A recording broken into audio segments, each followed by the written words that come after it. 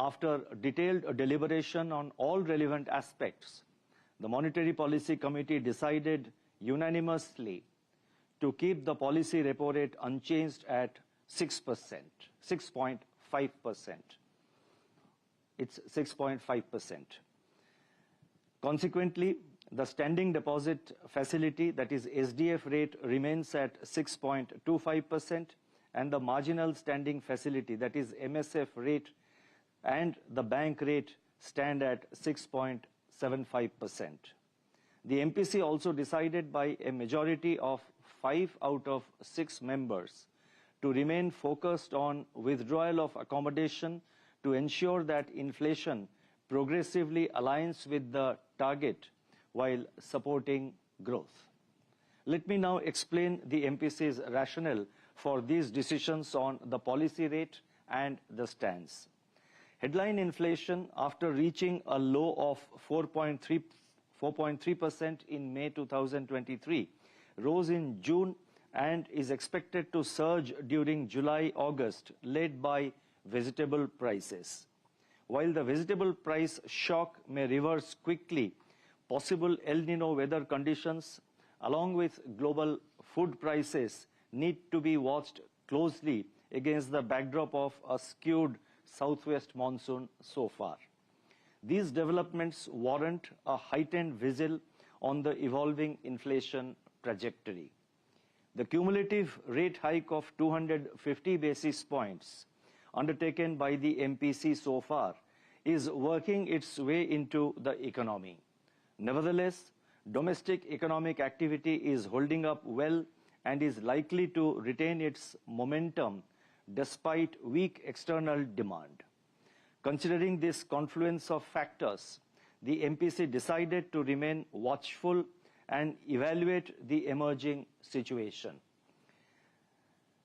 Consequently, the MPC decided to keep the policy repo rate unchanged at 6.5% with preparedness to act should the situation so warrant. The MPC remains resolute in its commitment to align inflation to the 4% target and anchoring of inflation expectations. Further, with monetary transmission still underway, and I have given some details in the footnote of my statement with regard to this, when I say monetary policy transmission is still underway, there are some additional information given in the footnote. Those of you who are interested may have a look at it. Further, with monetary transmission still underway and headline inflation remaining higher than the 4% target, the MPC decided to remain focused on withdrawal of accommodation to ensure that inflation progressively aligns with the target while supporting growth. I would now like to provide our assessment of the growth and inflation scenario. First, I would like to take up global growth. The global economy continues to face daunting challenges of elevated inflation, high levels of debt, tight and volatile financial conditions, continuing geopolitical tensions, fragmentations, and extreme weather conditions. Belying earlier apprehensions, a number of economies have demonstrated remarkable resilience, and the grim prospects of hard landing appear to have receded. Nevertheless, global growth is likely to remain low by historical standards in the current year and also in the next few years. Despite upward revision in the global growth forecast for 2023 by the International Monetary Fund.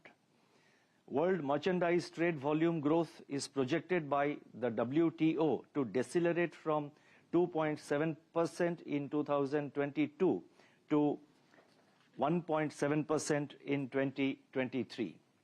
Headline inflation is easing unevenly across countries and remains above the target in major economies. While the pace of monetary tightening has been scaled down, policy rates could stay higher for longer. Financial markets, which had been buoyed by expectations of an early end to the cycle of monetary tightening, have turned volatile with sizable two-way movements in response to recent rating events and incoming data. Turning to global growth, these external factors are likely to impinge on the growth prospects of most advanced and emerging economies.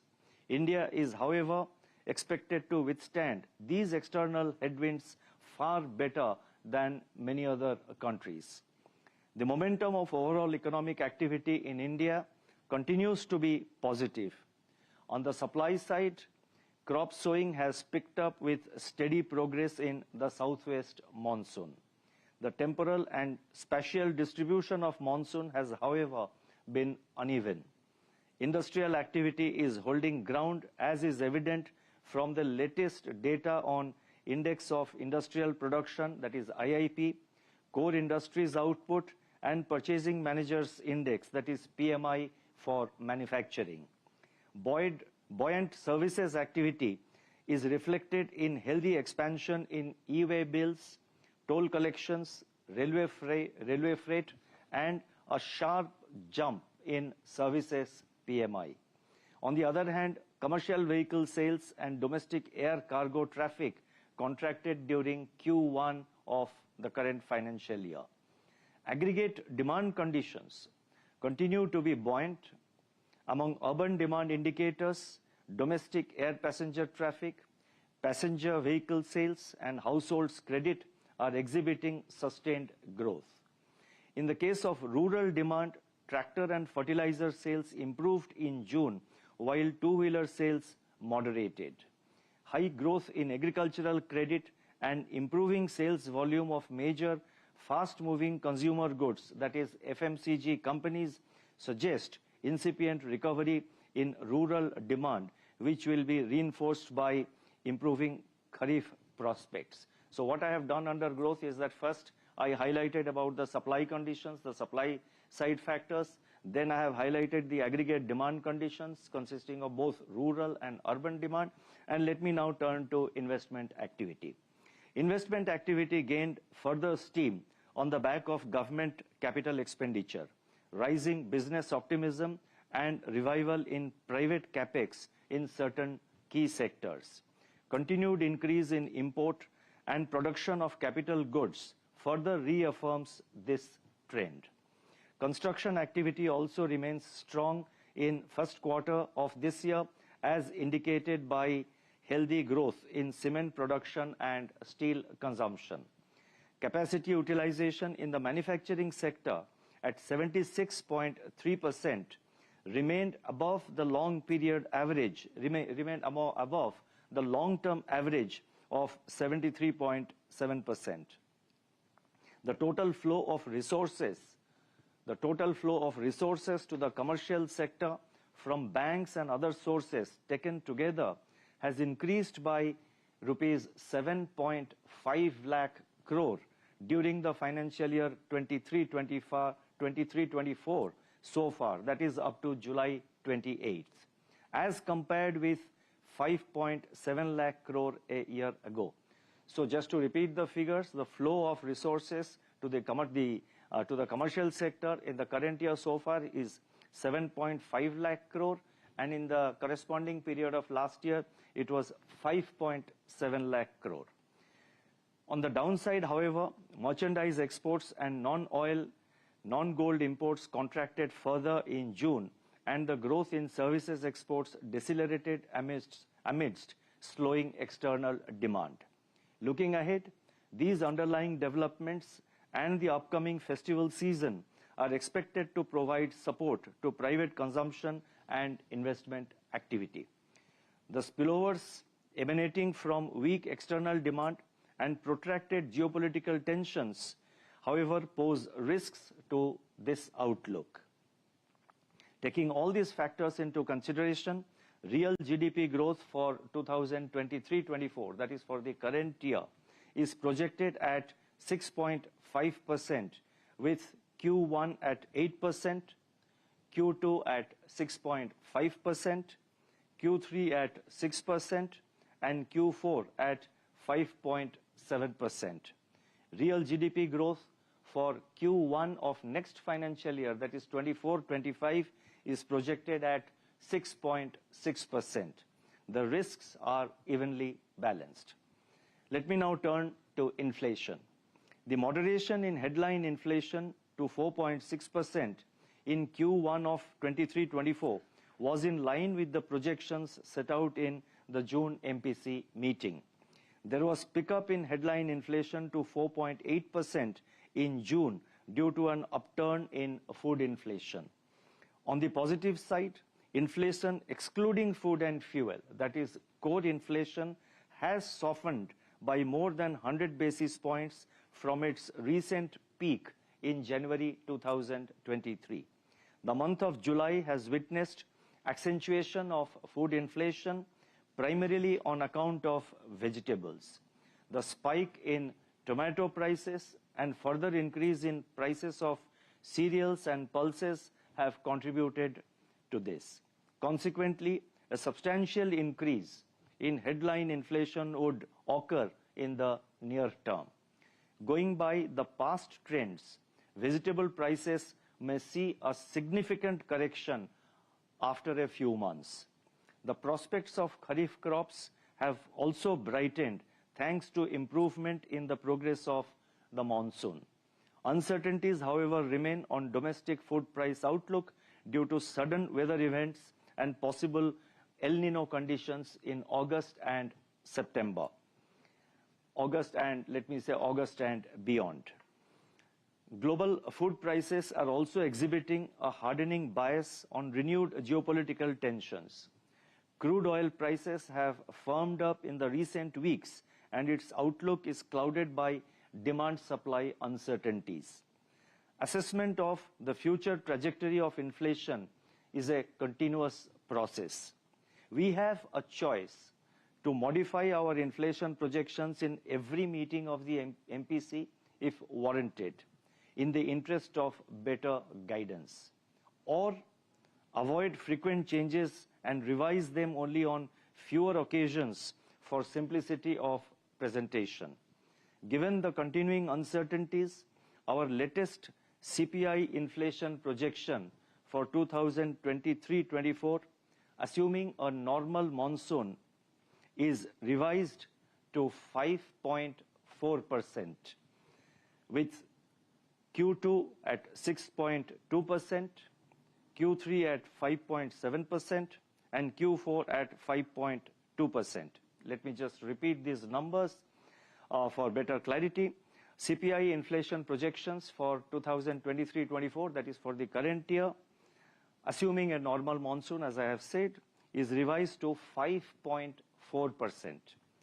with Q2 at 6.2%, Q3 at 5.7%, and Q4 at 5.2%. Further, CPI inflation for first quarter of the next financial year, that is 2024-25, is projected at 5.2%. The risks are evenly balanced. Headline inflation projection for the second quarter of 23-24, that is, for the months of July, August, and September this year, has been revised up substantially, primarily due to price shock from vegetables. Given the likely short-term nature of these shocks, monetary policy can look through high inflation prints caused by such shocks for some time. The frequent incidences of recurring food price shocks, however, pose a risk to anchoring of inflation expectations, which was underway and which has been underway since September 2022. The role of continued and timely supply-side interventions assumes criticality in limiting the severity and duration of such shocks. In such circumstances, it is necessary to be watchful of the emerging trends and the risks to price stability. We have to stand in readiness to go beyond keeping Arjuna's eye to deploying policy instruments, if necessary. I reiterate what I said in the previous June policy statement. Bringing headline inflation within the tolerance band is not enough. We need to remain firmly focused on aligning inflation to the target of 4%. With this, I would now like to take up the liquidity and financial market conditions. The level of surplus liquidity in the system has gone up in the recent months on the back of the return of rupees 2,000 banknotes to the banking system, RBI surplus transfer to the government, pickup in government spending and capital inflows. The overall daily absorption under the liquidity adjustment facility, that is LAF, was 1.7 lakh crore in June and 1.8 lakh crore in July this year. Despite such surplus liquidity, market response to RBI's 14-day variable rate repo auctions, that is VRRR auctions, was lukewarm. Instead, banks preferred to place their surplus liquidity in the less remunerative standing deposit facility, that is SDF.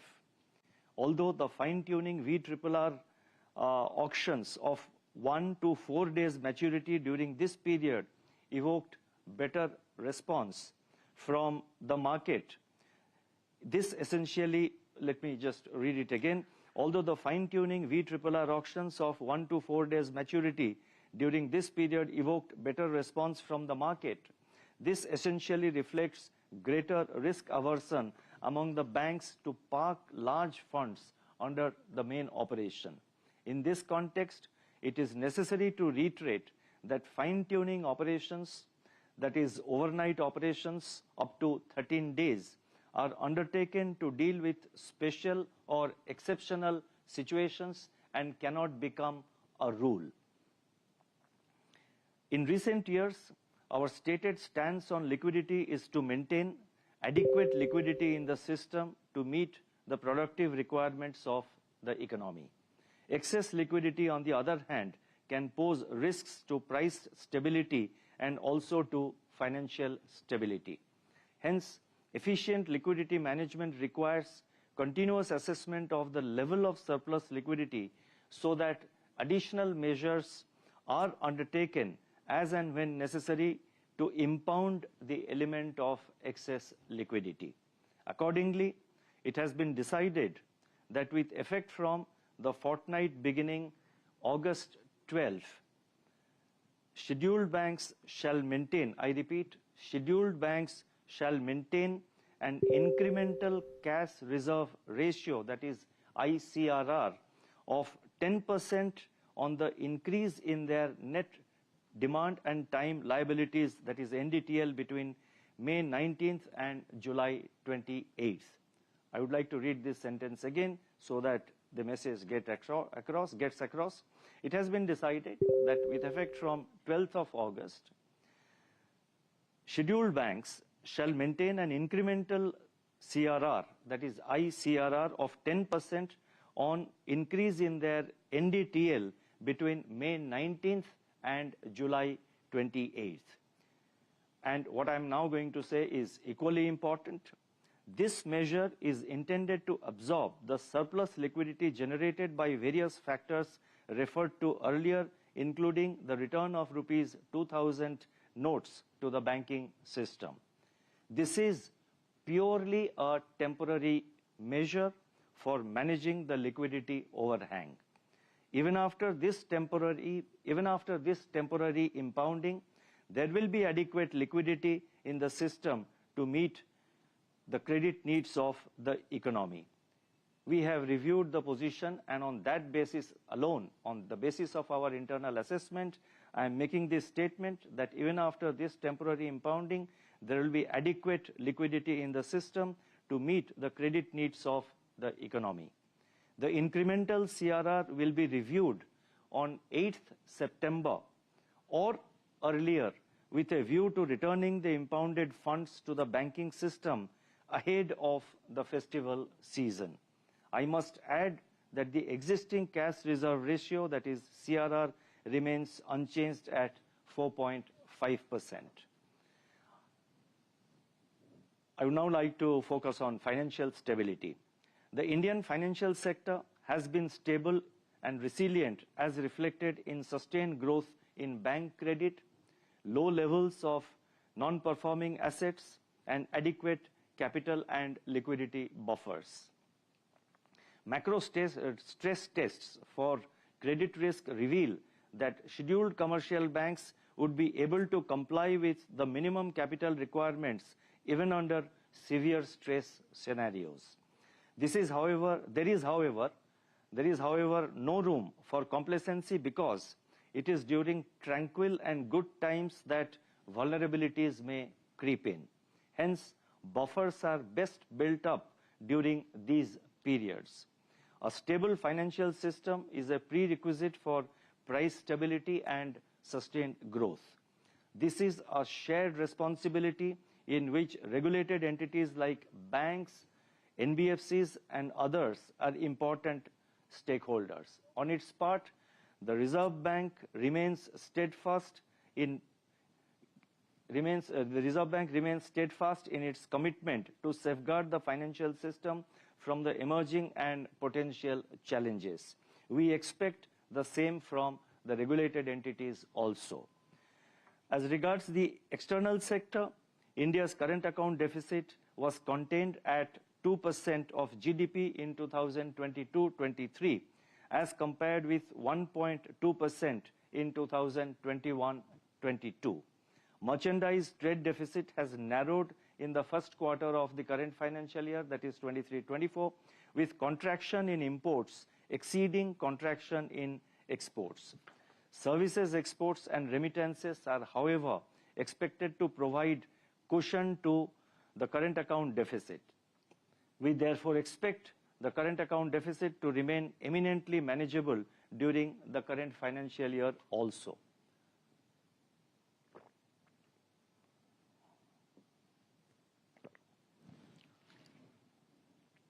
On the financing side, foreign portfolio investment, that is FPI flows, have remained buoyant in 2023-24, that is in the current year so far. Net FPI inflows have been US $20.1 billion up to August 8, which is the highest since 2014-15. In the corresponding period of the previous year, there were net outflows of $12.6 billion US dollars. The inflows under external commercial borrowings also witnessed a turnaround with net inflows of $6 billion US dollars during April-June this year, as against net outflows of $2.9 billion US dollars a year ago. Net foreign direct investment, that is net FDI flows to India, on the other hand, fell to $5.5 billion during April-May 2023 from $10.6 billion a year ago, reflecting a global slowdown in FDI inflows or in FDI flows. Latest available data suggest that India's external debt to GDP ratio improved to 18.9% at the end of March 23 from 20% at the end of March 2022. The Indian rupee has remained stable since January 2023. Foreign exchange reserves have crossed the mark of US $600 billion. The umbrella has gathered strength, and I am not saying this in the context of the monsoon rains. I would now like to proceed and announce certain additional measures. As you would be aware, we announced several measures as a part of the MPC statement, and a number of these measures have very far-reaching consequences, and they make a lot of impact on our overall financial inclusion, on our financial, on deepening of credit, on the spread of UPI, and on other aspects of the economy. So we have a few measures. I request your continued patience. The first announcement relates to review of regulatory framework for financial benchmark administrators. It has been decided to revise the extant regulations issued in June 2019 and put in place a comprehensive risk-based framework for administration of financial benchmarks. This will cover all benchmarks related to foreign exchange, interest rates, money markets, and government securities. The revised directions will provide greater assurance about the accuracy and integrity of the financial benchmarks. The next announcement relates to review of regulatory framework for infrastructure debt fund NBFCs, that is IDF NBFCs. At present, infrastructure debt funds provide refinancing facilities for lenders in the infrastructure sector. The extant regulatory framework for IDFs has been revised. The key changes in the revised framework are: 1. Withdrawal of the requirement to have a sponsor for the IDFs. 2. Allowing IDFs to finance toll operate transfer, that is TOT projects, as direct lenders. 3. Permitting IDFs to raise funds through ECBs. And 4. Making tripartite agreements optional for PPP projects. These changes are expected to further augment the capacity for infrastructure financing in the country. The next announcement relates to greater transparency in interest rate reset of equated monthly installments based floating rate loans. Now, let me just read it again. I think that was too long. The next announcement relates to bringing in greater transparency in interest rate reset of EMI installment based floating interest loans. It is proposed to put in place a transparent framework for reset of interest rates on floating interest loans. The framework will require regulated entities to, again, there are various components. It will require the regulated entities to, number 1, clearly communicate with borrowers for resetting the tenor and or the EMI. Number 2, provide options for switching to fixed rate loans or foreclosure of loans. 3, disclose various charges incidental to the exercise of the options. And 4, ensure proper communication of key information to the borrowers. These measures will further strengthen consumer protection. The next announcement relates to consolidation and harmonization of instructions for supervisory data submission. The Reserve Bank has from time to time issued several guidelines on submission of supervisory returns by the supervised entities. It has been decided to consolidate and harmonize such guidelines into a single master direction to reduce compliance burden and to promote greater ease of doing business for supervised entities. And the next announcement, actually there are 3 announcements within this announcement, and it relates to UPI. And basically the announcements are चलिए देखिए main चीज़ें जो RBI governor ने बोलनी थी वो बोल चुके हैं। रेट हाइक नहीं है बिल्कुल भी, लेकिन मार्केट क्यों गिरा है? क्योंकि इंक्रीमेंटल सीआरआर मेंटेन करना होगा आपको। हालांकि गवर्नर ने कहा है उसका रीज़न वो टेम्परेरी है, लेकिन क्योंकि सिस्टम में काफ़ी एक्सेस लिक्विडिटी आई है वो 2000 के नोट्स आने के बाद, इसकी वजह से एक और चीज़ जो मार्केट को शायद थोड़ी सी नेगेटिव लगी होगी कि जो इन्फ्लेशन फोरकास्ट है वो काफ़ी बढ़ा दिया गया, 5.1 से 5.4% पर लेकर आ गए हैं। नीरज जी, तो ये 2 कारण हैं जिसकी वजह से इवन तो पॉलिसी इतनी हॉकिश नहीं है, लेकिन इसकी वजह से मार्केट गिरा है। और वैसे भी हम डिस्कस कर ही रहे थे कि ग्लोबल एनवायरनमेंट भी खराब है, तो हुआ ये कि इमीडिएटली शॉर्ट कवरिंग आई, क्योंकि रेट हाइक नहीं आया तो इसके लिए इमीडिएटली शॉर्ट कवरिंग आई, लेकिन उसमें उसके बाद फिर सेलिंग आ गई और अब हम डीलो पर आ गए इसकी वजह से। बिल्कुल इंटरेस्टिंग है, क्योंकि वो 2.25 लाख करोड़ की जो 2000 की करेंसी जो बैन हुई है उसकी वजह से काफ़ी लिक्विडिटी है, तो उसको सब करेंगे। एक काम और किया इन्होंने, जीडीपी का एस्टिमेट 6.5% पे मेंटेन रखा है, लेकिन विद इन दैट टिंकरिंग की इन्होंने। अब ये मैं क्यों इंपॉर्टेंट मान रहा हूँ, इन्होंने Q4 24 की जीडीपी का अनुमान रखा है अपना 5.7%, जो पहले 5.9 था। Q3 में पहले 6.1 था, अभी 6 कर दिया। तो चूंकि 2 क्वार्टर में टिंकरिंग करी, इसकी वजह से ओवरऑल में चेंज नहीं आ रहा है, लेकिन फ्यूचरिस्टिक अगर आप देखें तो Q3 Q4 में शायद आगे जाते हुए कुछ अपने रिवाइज वो कर सकते हैं। तो ये भी एक मतलब डेटा विद इन पढ़ने वाली बात है। तो ये फैक्टर्स हैं जो मार्केट को पसंद नहीं आ रहे हैं और इसीलिए मार्केट ऊपर से नीचे आया, क्योंकि 2.25 करोड़ की एक्सेस लिक्विडिटी की वजह से कासा इंप्रूवमेंट हुआ था बैंकों के लिए। अब वो उनको रखना पड़ेगा, हालांकि ये रिव्यू होगा सितंबर में, लेकिन फिलहाल ये इंक्रीमेंटल जो सीआरआर बढ़ाया गया उसके वजह से असर पड़ा है। और डे लोज पे मार्केट अनुज बिल्कुल बैंक 116 पॉइंट नीचे निफ्टी। बिल्कुल नीरज जी, और देखिए सुबह हमारा व्यू भी यही था मार्केट में कि आज सेल ट्रेड है आपके लिए, और जो जहाँ खुले वहाँ पे बेचें और थोड़ा सा एक स्टॉप लॉस को एडजस्ट कर लें। लेकिन ये एक इंटरेस्टिंग है, हमको देखना 19450 टू 19500 होल्ड कर रहा है या नहीं कर रहा है। लेकिन बैंक निफ्टी में दिक्कत है। बैंक निफ्टी में हम कल के लो से नीचे ट्रेड कर रहे हैं। कल का जो लो था वो हमारा था 44,533, ऑलमोस्ट वहाँ पर आ गए हैं। वो टूटा तो फिर मेरे ख्याल से और दिक्कत बढ़ेगी। लेकिन चलिए अपने गेस्ट के पास चलते हैं नीरज जी। बिल्कुल, और हमारे साथ बातचीत करने के लिए DK Joshi sir, Lakshmi Iyer, Sundaram mutual fund के सुनील सुब्रमण्यम और प्रकाश दीवान जी है। जोशी सर, आपका अनुमान बिल्कुल सटीक था कि बदलाव कोई नहीं होगा, लेकिन एस्टिमेट जो आगे इन्फ्लेशन लगाए जाएंगे उसमें बदलाव होगा, और बिल्कुल वैसा ही हुआ। क्या आपने रीड किया इस पॉलिसी में? देखिए, ये बिल्कुल अनएक्सपेक्टेड लाइंस है, इसमें कोई सरप्राइज नहीं है। और महंगाई की दर तो बढ़ी रही है और ये मार्केट्स एक्चुअली फैक्टर इन कर चुके हैं कि सेकेंड क्वार्टर में इन्फ्लेशन हाई रहेगा। आई थिंक उन्होंने ये बार बार रीइटरेट कर रहे हैं कि वो इन्फ्लेशन को 4% से